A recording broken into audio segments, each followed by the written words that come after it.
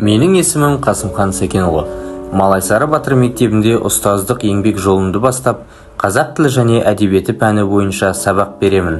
Жасым 28-де. Сұлтанмахмұт Торайғыров атындағы Павлодар мемлекеттік университетін аяқтап, қазіргі Әлкей Марғұлан университетінің қазақ тілі және әдебиеті бағыты бойынша магистр атандым. Мектепте ұстаз болу деген көп еңбекқорлық пен ізденімпаздықты талап етеді.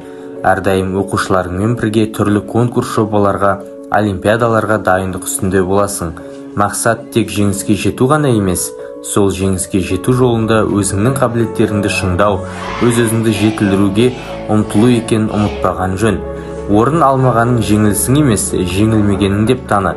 Оқушыларымның бойына білім дағдыларымен қоса, ізгі адамгершілік қасиеттерді де дарытқым келеді. Әрбір сабақ мен үшін қызықты да тартысты ой алаңы.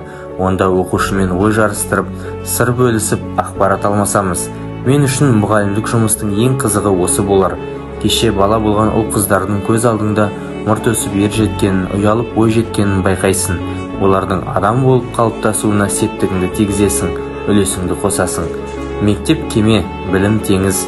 Өмір өткелдерінен сүрінбей, осы кемемен бірге жүзіп, тура бағытпен бақытыма жетеріме сенімім мол.